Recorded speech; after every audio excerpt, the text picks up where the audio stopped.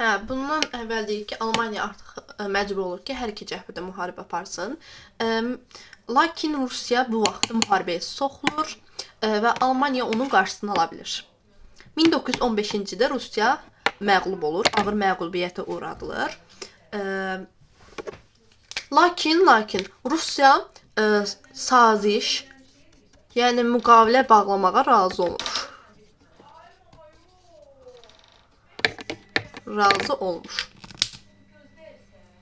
Hə, sildim.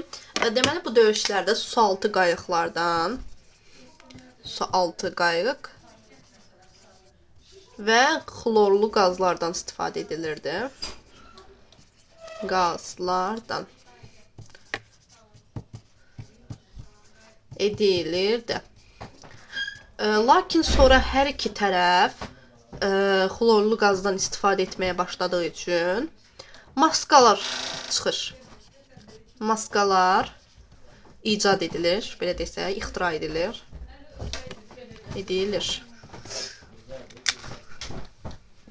Deməli, bundan əvvəlki də dedik ki, 1915-ci ildə İtaliya Antantaya daxil olur.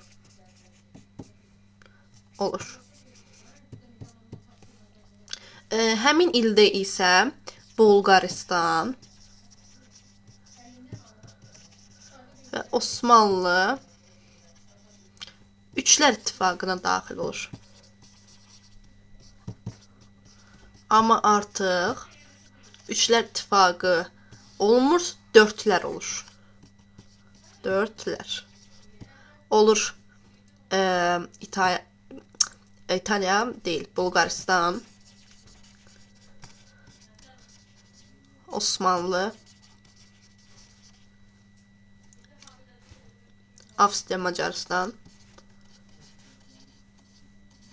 və Almaniya.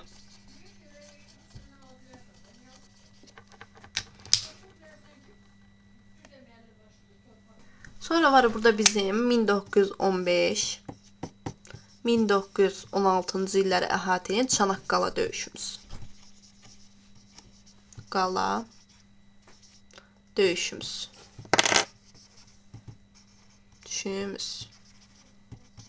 Çanaqqala döyüşündə kim idi? Antanta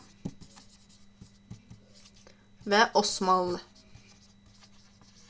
Osmanlı təbii ki də qalib gəlir, Antanta məğlub olur. Bundan əvvəl bilirsiniz necə olur? Hər zamanki kimi yenə şaşmaz. Hər